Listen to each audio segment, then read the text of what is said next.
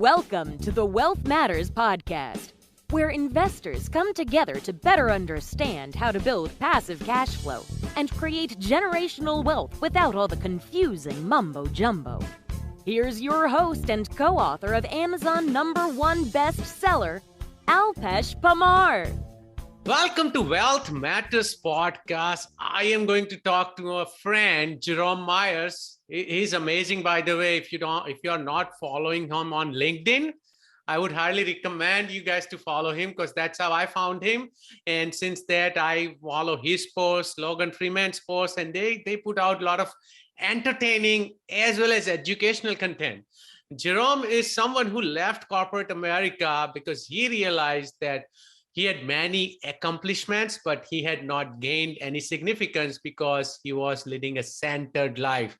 So he moved on to real estate. Now he's a real estate coach, leadership coach, and he's going to share his journey with us. So welcome, Jerome. Glad to be here with you, man. Thanks for making a little bit of time for me to come hang out with you today. Absolutely, brother. Let's get started. Tell us something interesting or funny about yourself. Oh, I don't know that it's all that interesting, but one of my favorite things to do is to go in wild caves when I go to the Caribbean and Central America. I really like to explore those caverns that typically get created by water. Oh, that's interesting. I have not tried that. The only caves I've been to it's by San Marcos, San Antonio. I don't know if you know. Those are not the water caves. So that's interesting. And so we want to talk about your journey, but why? I'm pretty sure from corporate America, you could have gone to any other, I would say any other asset type or investments. Why choose real estate? Yeah, it's funny. I was sitting on the stoop when I was a sophomore in college with my buddy Duran, and we started doing a little bit of math because that's what engineering students do in their free time. Of course. I was paying $395. I had two roommates paying $395. Same thing was happening downstairs in his apartment. And we multiplied it across the complex. The guy that owned the thing was making $700,000 a year, but we never saw him or talked to him. It's like, oh, wait, how does that work? And then it's like, do we need 700 or can we get okay with 70? And so we're like, man, there's got to be a way to get this done. The only problem was I'm the son of a soldier and a stay-at-home mom. Nobody with a multi-million-dollar portfolio was coming to the cookout.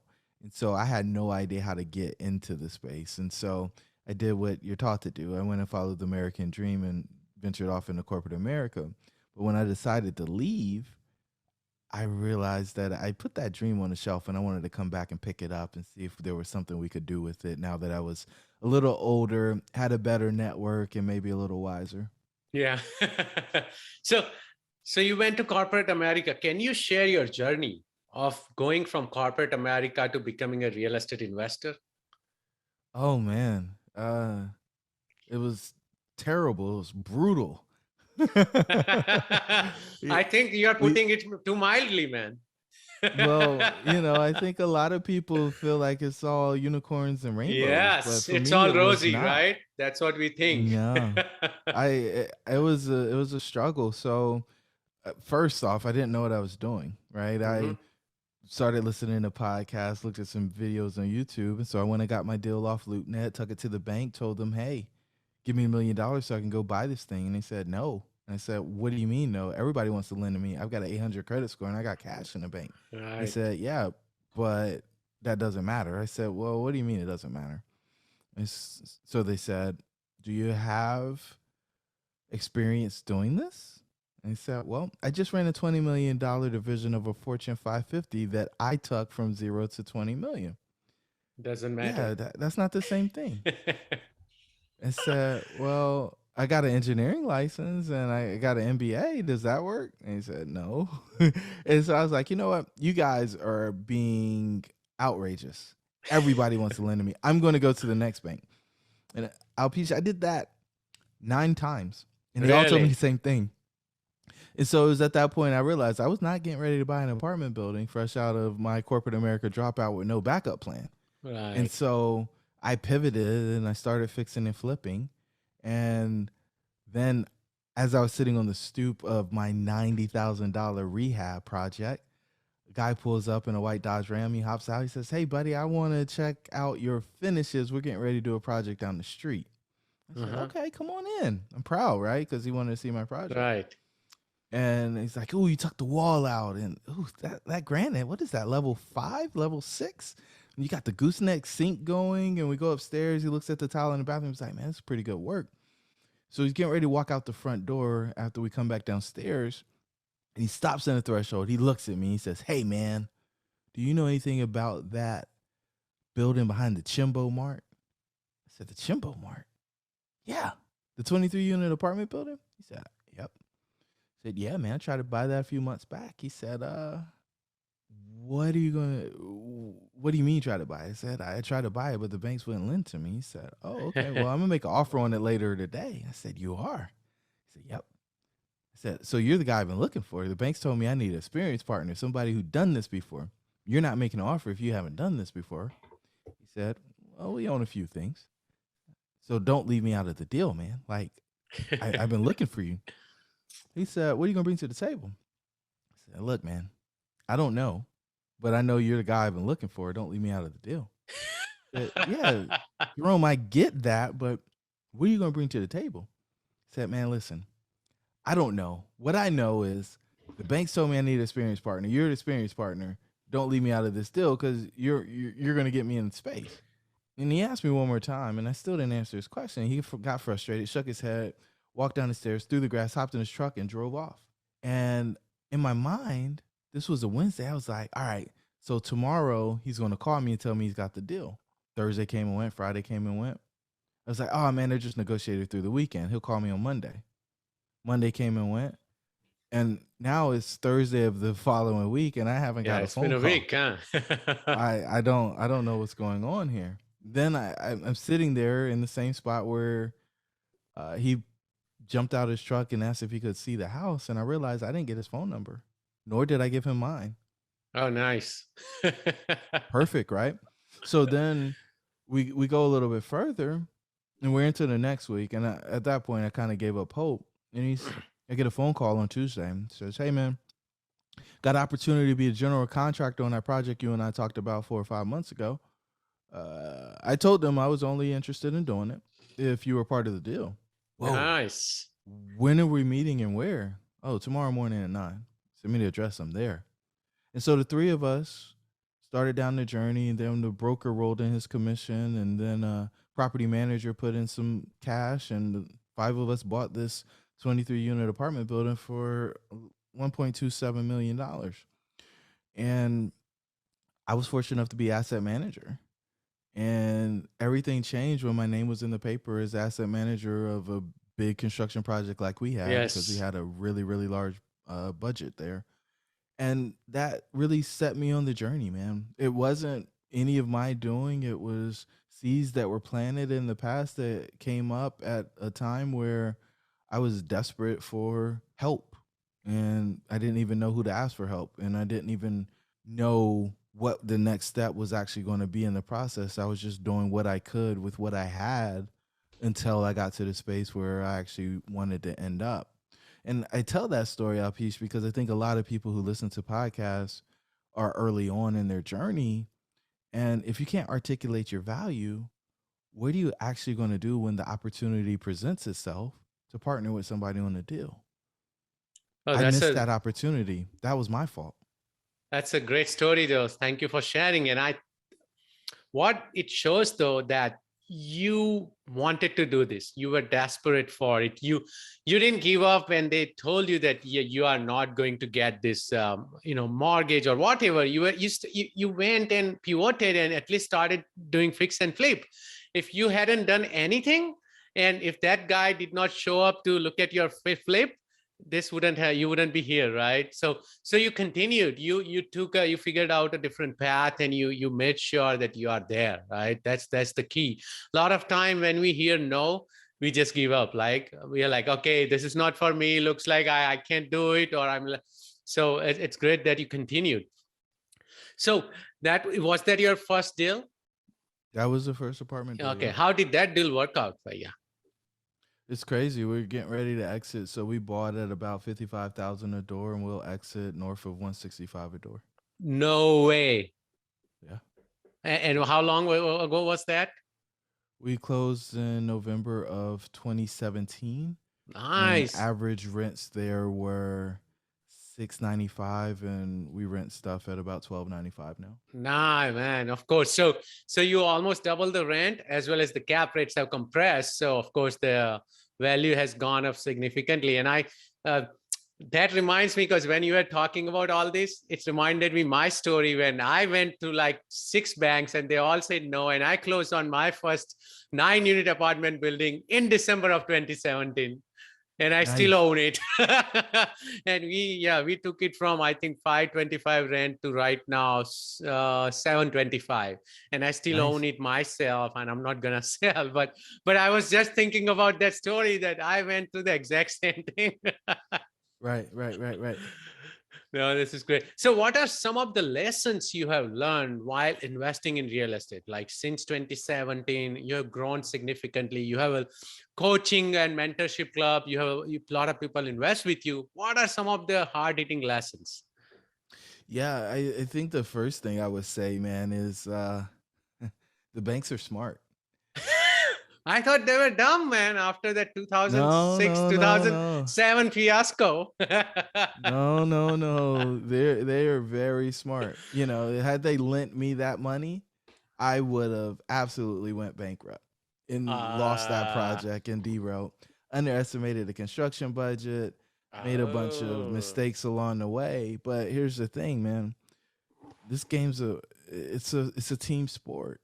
And you yes, absolutely got to have the right people on your team. And 100%. anybody who suggests to you that you can do this business without capital is setting you up for failure, Nope, nope. right? I And agree. there's for the smaller properties, the smaller older properties, they are like wild animals. You don't know exactly what you're going to get until after you close and you take ownership of it. And I think most people think, "Oh, this is super predictable." No, this isn't your run of the mill house cat. You could have a tiger by the tail and not know it based on what you see when you go through for due diligence. And I think a lot of people are so focused on getting the close that they're not actually considering the situation that they're going to be in post close and the issues that they're going to have to deal with. And so, from my perspective, having access to capital and having experienced people around you when you do these deals is of the utmost importance. That's a great analogy. Wild animal, right? I think it totally makes sense. So one, yes, you don't know what post close, because a lot of time you get emotionally attached to that property, right? As soon as you see it, then, and I already did that for my very first investment in 2015, where I'm like, oh yeah, the numbers look great. I'm gonna buy it no matter what. I'm not gonna do any due diligence, and I fall flat. I got my backhanded to me. So that's one thing, and second, you are not prepared what could come, right? So from capital side, if you are not prepared, again, you'll be in big trouble. So thank you for sharing those. What has been your best real estate deal so far? Ooh. That's interesting. How do you quantify best, right? Is it the most lessons you learned? Is it the most money you've made? Is it the deal you bought with the most equity? There's so many different ways you can quantify it, right? If I had to pick one without you telling me which metric to use to say is my best deal, I would tell you it's the first one that I wrote a contract on. And I bought two properties off of an owner here in Greensboro when I sent out letters via direct mail. And so I get in with Rob and Lee, and we start having these conversations, and I'm able to negotiate to what I consider to be a really, really solid price. And then I just learned so much on the backside of closing on those properties. When I thought I actually knew what I was doing, I found out how much I didn't. And a great example of that, man, is just I modeled the taxes on an $800,000 piece of property. It costs a little more than that, but for round numbers, at $1,000 a year. It's just wrong. It was so wrong. And so, I'm living with that in my pro forma, and it's changing the valuation on the deal by, Right. 200, $300,000 a year. Yeah, no, I can relate to it as well because I know when you're buying from someone and that person had paid like 100 grand and you're buying it for 800 grand, I go to the tax side and I make sure, oh yeah, he's only paying a grand, and then when it gets sold, your taxes are now 8 grand or 10 grand a year, and it Boom. changes all your pro forma. I agree. Hey, so has there been a worse deal or the deal you didn't like at all, or maybe you made a lot of mistakes during that deal? Man, so one of the things that we started doing was wholesaling properties, multifamily properties, the smaller ones that we don't like. And I'll tell you, man, we bought one. It was a collection of three contiguous lots with 5 units on it. Okay. And we were like, man, we're just going to flip in this. It's a 90-day thing in and out. Hopefully we could do it quicker. And 2 years later, I still own that stinking property, man. I haven't Oh, been able to exit it. And it frustrates me, right? Because yep. that was one of those things. It didn't fit in our buy criteria. We were just looking to purchase it and make a quick turn. And it just did not work out the way we expected it to. We had multiple buyers come in and they weren't able to perform, and it just became a mess. And so what I learned in that was you need to do what you do, right? Trying to do Yes. everything just results in a headache for you and something that you can't actually devote time to. And when you get good at something, you can do that over and over again and make real money instead of have something dragging your income down. So that That's that one is one that I learned a lot on. And when people get frustrated with me when they say, "Hey Jerome, what do you buy? What markets are you in?" I buy one market, I buy one city, right? And I really like townhomes. If I can buy townhome communities, I'm really happy about that. And people are like, "Oh man, you're never going to do deals." And I'm like, well, I've been all over the place and I know what that results in. So I'd rather know what I'm doing versus goofing off and just trying to find a deal so I can say I closed the transaction. No, that's a great advice, right? Focus on what you are good at, and at least Yeah. then you can transfer all your energy. You can set up processes around it. You can automate a lot because you exactly know what needs to be done, right? This is great. Hey, so you mentioned this was going to be my next question. Which real estate market are you focused on, and why? Oh, Peach, I can't tell anybody that. They're going to come get all my deals. No, No, I'm I'm looking joking, at man. all the markets right now, so I need to know. Yeah. So we buy Greensboro, North Carolina. Okay, that's it, huh? And That's and it. and no multifamily, mostly townhomes. And why is Well, that? so the multifamily properties that we buy are usually townhome configuration. And so Ah, there'll be one lot where you've got a number of residences on that one lot. They were built. So this is the whole build to rent concept yes, that a lot of people are excited about, but it was correct. prevalent in the 60s, 70s, and 80s. Oh, so they were prevalent in 60s, 70s, and 80s over there. Oh, interesting. So, can you so you try to buy those kind of communities, and can you sell them by townhouse if need to, or they are still just on one parcel and you can separate them out? So the stuff that we've purchased today have always been on one parcel for all of the units. You can resurvey and parcel it out, but it for us, our exit strategy is to sell the whole kit and caboodle. We think aggregation of doors is more valuable than I agree. dividing them into small pieces and trying to condo it out. Yeah, and it's a more headache now. Then you need to put HOA in and all those kind of deal, right? Hey, so I know you have been hiding your crystal ball behind you.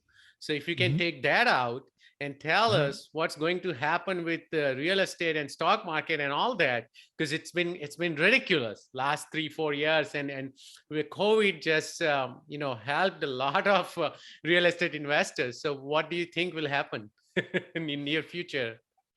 I've been wrong in every COVID prediction. Yeah, right? me too. COVID was going to be over in 2 weeks, and Yes. this And will be I over by Easter. Then it was all right. It'll be over by the summer. It'll just burn off, and it just keeps going, and man. I'm It's like, like, I'm all going to right, what are get we doing? tons of real estate deals, and the real estate continued to go going up. With that said, though, owners who haven't been able to collect their rents and haven't been successful at evicting, I think, are in trouble if they weren't property capitalized. And so there are some people who are going to be selling their properties at a discount because they need to get out because the cash flow isn't where it needs to be in order for them to be successful with that investment. There are also owners who have a tremendous amount of their net worth tied up in the property. And if it's not flowing anymore, then they need to liquidate so that they can harvest that equity to continue to live.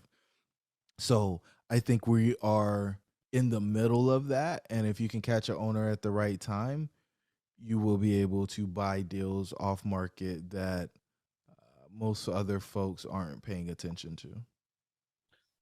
Oh, I think that makes sense, and I'm hoping that that comes up right soon. I'm trying to buy more, but it's just the cap rates still continue to compress, and most of the suburban markets have been just going crazy because everyone wants to move to a less crowded space, right? A bigger house or bigger apartments or whatnot. So looking forward, I'm hoping that this rising interest rate will keep all of us in check. No, this was great. Let's take a quick break. And after the break, we'll go through the same 5 questions I ask every guest. Awesome. You're listening to the Wealth Matters Podcast. The Wealth Matters Podcast. For more info about what we do, check us out at wealthmatters.com. It's wealth, WEALTH, matters, MATRS.com. Welcome back to Wealth Matters Podcast. My brother Jerome shared a lot of golden nuggets today. I thoroughly enjoyed the episode. Jerome, are you ready for fire round? Man, I'm ready. Let's do it.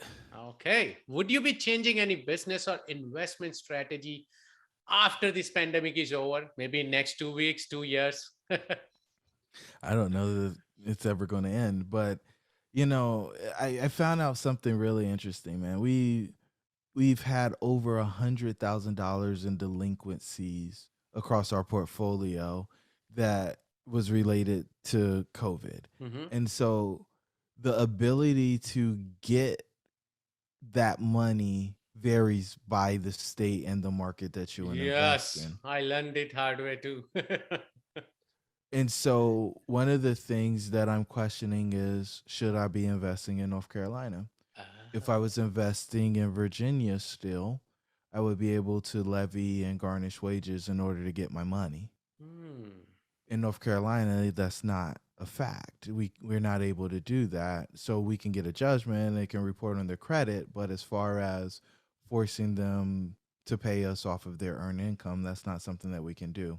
And so I'm asking questions like that, right? Because at the end of the day, if somebody takes control of my assets, which is what we believe that the government did when they said you can't evict and all the other things that went with that, I need to make sure that the person who is squatting in my units is on the hook for actually paying what they owe instead of just being able to walk away. So that is a question, is where is the community or the environment most conducive to the landlord versus to the resident? That's a great point. So yeah, that's why I living in San Francisco Bay Area, I don't invest in California because it's a Republic of California, right? They're 100% tenant friendly. I can't evict someone for a year. So no, I'm always now looking at wherever I'm trying to invest has to be landlord friendly. And someone taught me one more thing, that it's just not the state. Even the municipality or locality has to be landlord friendly. So that was something new I learned. So it's not just overall state. You also got to be careful and look at the macro level. So thank you for bringing that up. Favorite real estate or finance or maybe business book? Business book This one changed the game for me in 2020. It's called Sizing People Up by Robin Dreeke. And it's all about the lesson that I learned in that book was just because you like somebody doesn't mean that you should trust them. Trust and like are not the exact same thing. So a lot of people talk about the no like and trust funnel or no like and trust continuum or whatever you want to call it. There is a difference between liking and trusting, and I always thought those two things were the same thing. Trust is, do I have the ability to predict what this person's going to do in a given situation? If I do, then it's likely that you can trust them because you can predict the outcome. If you cannot predict the outcome, then trusting them is probably a poor decision. And so that and a bunch of other things is in that book, and it was transformational for me because I aggressively expanded my network in 2020. And I needed to be able to filter through the people and know who I wanted to deepen my relationships with and who could stay on the periphery. So after about 200 plus episodes, I heard about a new book, which I have not heard about. So thank you, because I have read most of the books or heard about them. And I have the exact same issue even now that I didn't know that there is a difference between like and trust. So I'm ordering that book right now because I got to read for sure. Mm-hmm. I have made so many mistakes because as soon as I like someone, I'm like, oh yeah, he's trustable. It makes sense now. Any tool or website you recommend or cannot live without? Ooh, Calendly is my game. Yes. Right? If I can't imagine how many hours somebody would spend managing my calendar because I can't afford to do it. Right. If I didn't have Calendly, but Calendly makes life really easy for me. Any advice for beginner investors? Get education. My portfolio would probably be 5 to 10 times larger than what it is today had I made the investment in education and mentorship early on. I chose not to do that. I went through the school of hard knocks, and I probably paid more in mistakes by doing that than I would have ever spent trying to get the firm footing. And I think the other thing I did was I significantly devalued my time because with education, you can collapse time frames to get to the outcome. I was the guy that was listening to 40 hours of content on a weekly basis, trying to get my master's degree in apartment investing from the School of Hard Knocks. And it's just ludicrous. There's a repeatable process that you can follow and get predictable results. But you're not going to get that from listening to podcasts because everybody that comes on is going to have a different perspective. And all that typically does is confuse a person. That's a great advice. How do you give back? It's the stuff like this, man. I listened to 40 hours of content for multiple years. And, had folks not been kind enough to come on and share their journey, then I wouldn't have been able to get the education that I did get.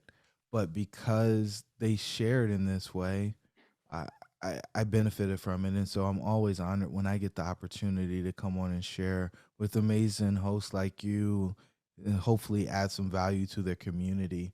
And, we do other things too, man. We've got a course that's 11 weeks for people who want to take that thing to the next level, get an end-to-end system that allows them to have more confidence when they go into the marketplace to do a deal. And, there's meetups and a bunch of other things, but being able to share my experience with people unfiltered, right? You hear me talk about the mistakes I made. You don't hear me beating my chest talking about door counts or asset under management. Nope. That stuff doesn't matter. What does matter is the mistakes that I made, because if I make them and I tell you about them, hopefully you won't make the same one. Exactly. That's why we share our experiences. No, thank you. How can my listeners reach out to you? Yeah, man, the best place to go is jeromemyers.co. There you can pick the rabbit hole that you want to go down and find out more about the red pill and a bunch of other stuff we have going on. Awesome, man. Thank you so much for your time. It's awesome for the opportunity, man. Thank you for having me. Absolutely. Thanks for listening to the Wealth Matters podcast. If you enjoyed it, Please leave us a 5-star rating on iTunes so others can enjoy the show too. Have a great week and happy investing!